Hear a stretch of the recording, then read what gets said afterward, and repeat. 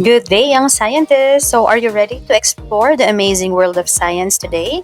So, in our class, we ask questions, make discoveries, and learn how the world around us works. So, whether it's about plants, animals, energy, or the earth itself. So, science helps us understand it all. So, get your minds ready and your curiosity switched on because today we're not just learners, we're scientists in action. So, let's begin our exciting science adventure together.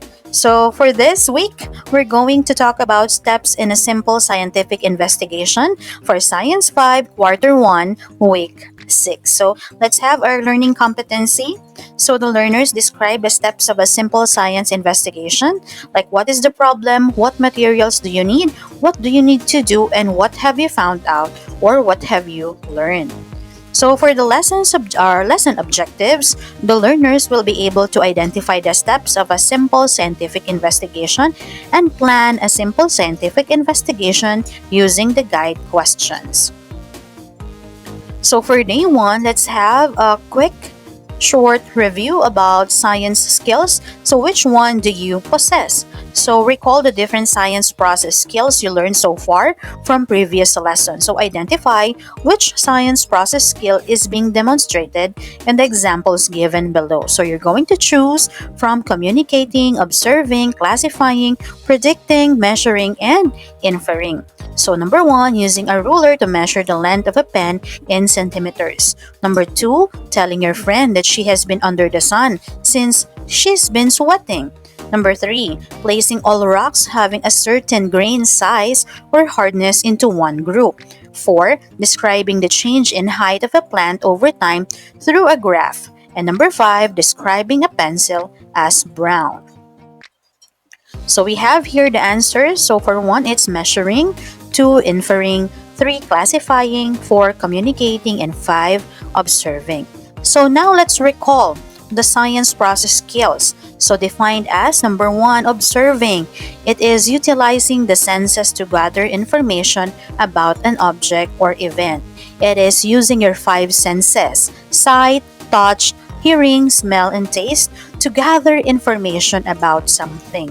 So for example, you look at a flower and notice its petals are red, soft to touch, and it smells sweet. So you are observing its color, texture, and scent. Number 2, we have inferring.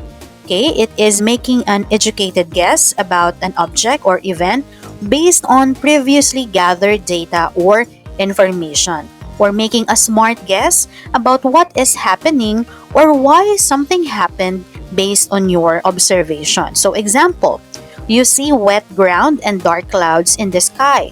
So you infer that it just rained or it is going to rain soon. So based on the dark clouds that you have observed, or because you saw wet ground, so it seems like it rained.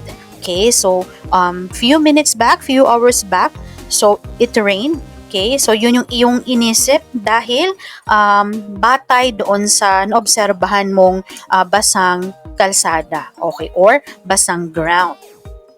Number 3, we have measuring. So using standard or non-standard measures to describe the dimensions of an object or event. So it is finding out how long, wide, heavy, hot, or cold something is using tools or even your body parts. So for example, you use a ruler to measure pencil and find it is 15 centimeters long. So you are measuring its length using a standard tool, which is the ruler. Another example, you use hands to measure the height of your book. So that's non-standard measuring because you use your body parts to measure a material or an object. Number 4, we have communicating. It is describing an action, object, or event using words or graphic symbols. It's like sharing your ideas, data, or of findings using words, drawings, graphs, or tables. So for example, you draw a chart to show how a plant grew each day, or you explain aloud what you saw in a science experiment. So you are communicating your results. Number 5 is classifying. So grouping or ordering objects or events into categories or groups based on properties or criteria. So it is like putting things into groups based on what they have in common. So for example, you group leaves by size or color. Green leaves in one group, yellow leaves in another. So you are classifying by color. You can also classify by size, classify by weight, okay, classify in terms of its measurement. Okay, so it's like grouping or ordering objects. Okay, so last we have predicting, stating the outcome of a future event based on a pattern of evidence. So saying what you think will happen next based on patterns or past experience. Okay, so nahuhulaan mo na yung maaaring mangyari sa hinaharap batay sa mga patterns na naranasan mo no before. So dahil sa tingin mo, ganito ulit yung nangyayari na pattern, malamang ganun ulit yung mangyayaring resulta. So it is predicting. So for example, you planted a seed and after 5 days, it started to grow. You predict that in 5 more days, it will have leaves. So you are predicting its growth based on what you've seen so far. So now that you have recalled the science process skills, which of these skills do you think you possess? So what do you usually do when you encounter a problem? And do you know that by using your science process skills, you can conduct a scientific investigation in such a manner that you can solve a problem? So going back to number 1, so what do you usually do when you encounter a problem? So number 1, okay, so even in math problems, so you identify first what the problem is. Okay, number 2, so in science terms, list down the materials needed. So ano ba yung mga kakailanganin mong gamit? And then number 3, state the step-by-step process. So ano ba yung mga hakbang na dapat mong gawin? And then number 4, communicate the result. So based on the process na isinagawa mo, ano ngayon ang naging resulta ng iyong isinagawang investigation or experiment? So this time, let's unlock, okay, our content vocabulary. So we have the terms to be used in this lesson using the definition and example. So we need to unscramble the letters to form the correct word. So first, we have something that causes difficulty or that is hard to deal with.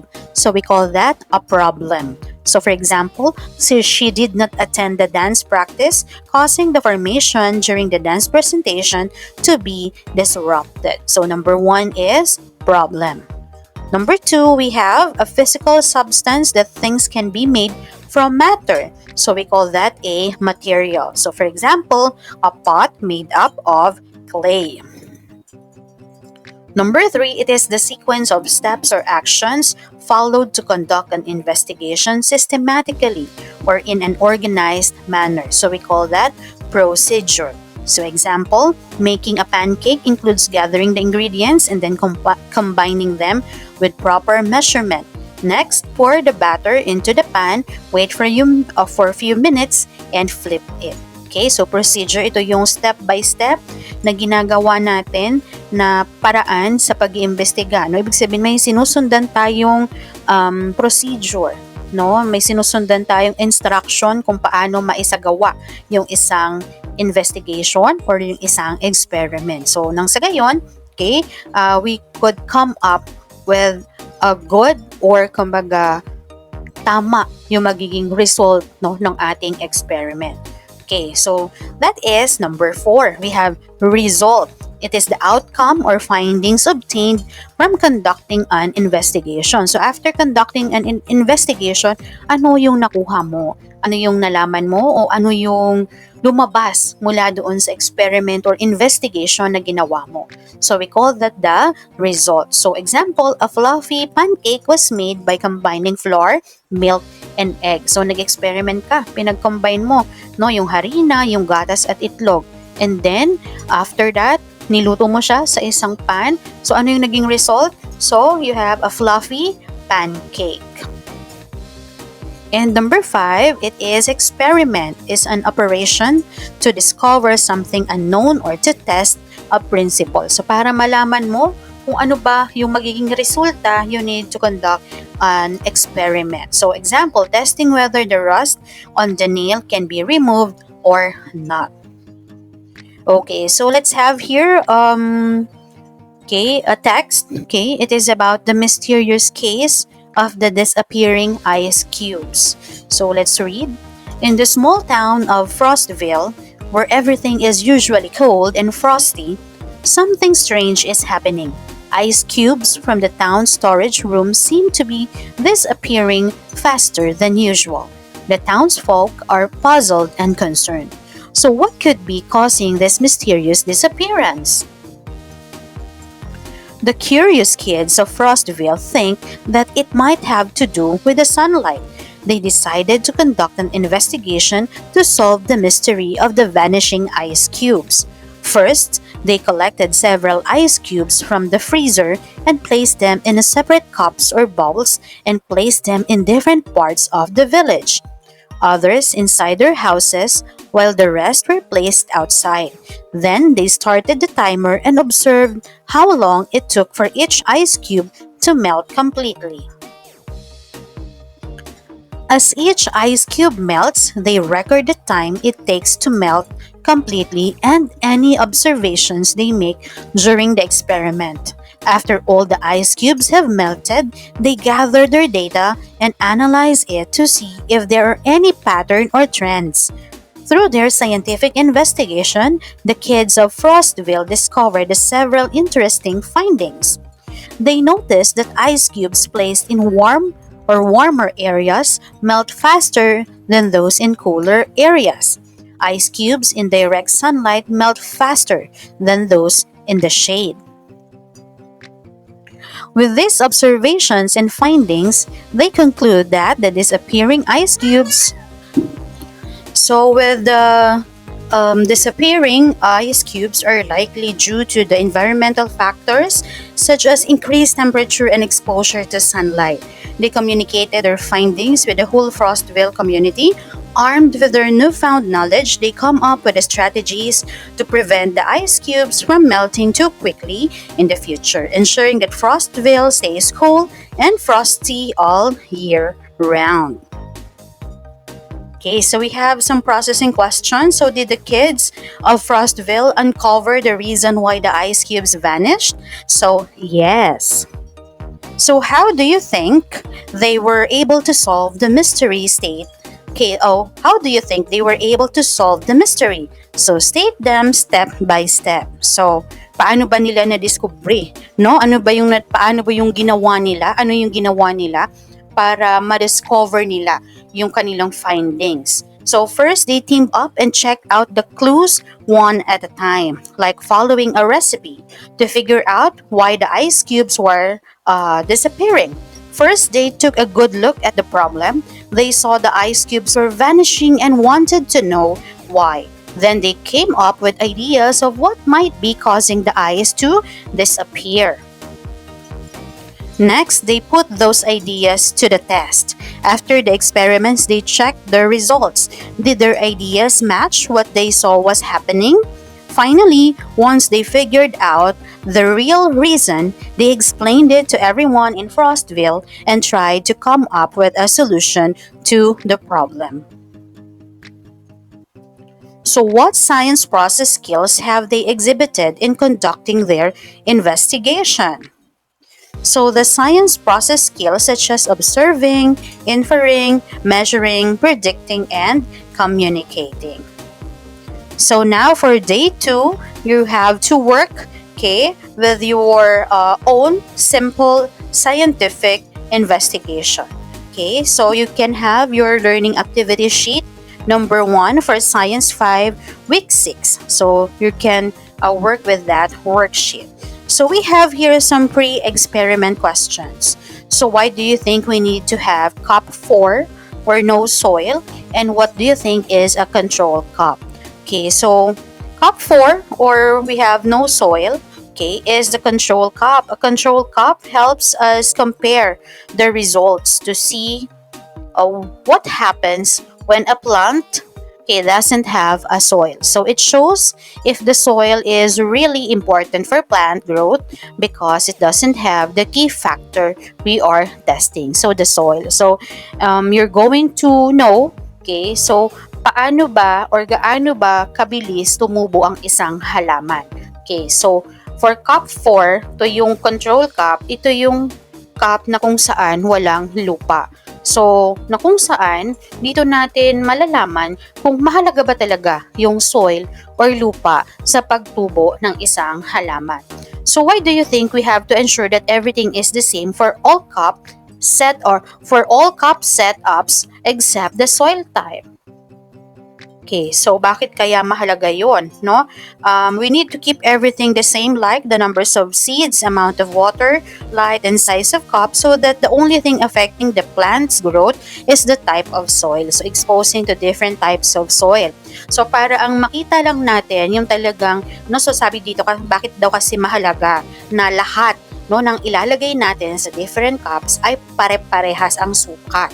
So para ang mangyari, yung makakaapekto lang sa pagtubo ng halaman ay yung uri ng lupa o soil na ating gagamitin. Kasi sa lahat ng mga bagay, pare-parehas sila. So for example, parehas sila ng oras na exposure sa light, parehas sila ng amount ng tubig na nilagay natin, parehas sila kung halimbawa ng number of seeds, pare-parehas na 3 peraso. So ibig sabihin, magkakatalo lang sa klase ng lupa na gagamitin. So saan bang klase ng lupa pinakamabilis tumubo ang isang halaman? So for number 3, predict on what cup will the mung bean grow the fastest, the slowest, and not at all. So saan kayang cup, no? Pinakamabilis tumubo yung seed na inyong tinanim. Saan pinakamabilis, saan pinakamabagal, at saan hindi talaga tumubo. Okay, so siguro, for the fastest growth, the cup with potting soil because it has nutrients and holds water well. Slowest growth, okay, it might be the cup with sand because it dries out quickly and doesn't have many nutrients and hindi siya talaga nag-hold ng tubig. And not at all, of course, control cup na walang soil because the seed has no place to grow roots or get nutrients. So yun yung mga possible predictions natin. Okay, so next. So this is the instruction. So same instruction with your learning activity sheet. So label each cup clearly with the type of soil it will contain. So potting soil, sand, gravel, and control. So no soil yung ating control. Fill each cup 3/4 full with its designated material. Potting soil, sand, and gravel. For the control, leave the cup empty. Everything must be constant aside from the cup or aside from the type of soil. Okay, plant 2 bean seeds in the center of each cup, about 1 inch deep. Gently press the soil or sand around the seed. Lightly spray all cups with water until the soil or sand is moist but not soggy. Record the everyday development of the mung bean seeds. On the 3rd day, you will be presenting the data in your observational chart. Okay, so you have your data tables. So provide the table with sections for each cup. Okay, record your observation daily in this table. Remember that you will have to report your preliminary results from day 1 to day 3 as your performance task for this week. But continue the observation up to day 5 and present your final result next week. So we have here your data table for your potting soil cup. Okay, we also have your sand cup. Okay, control or no soil. Okay, control cup. And gravel cup. So we have here some guide questions. So what do you think plants need to grow? So of course, plants need water, sunlight, air, the right temperature, and nutrients from the soil to grow. These things help the plant make its food and become healthy and strong. So what is the role of soil for plants? Soil gives plants a place to grow. It holds the roots and provides water and nutrients that the plants need to live. Good soil helps the plant grow faster and healthier.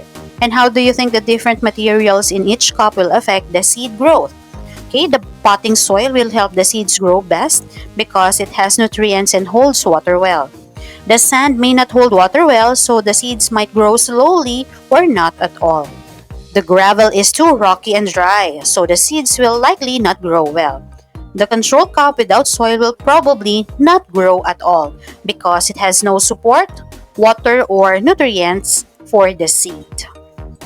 Okay, so for day 3, okay, you have your lesson activity, design and solve. So you have here, you need to have a form groups of 5, choose among the given observations below and design the procedure to test and solve them.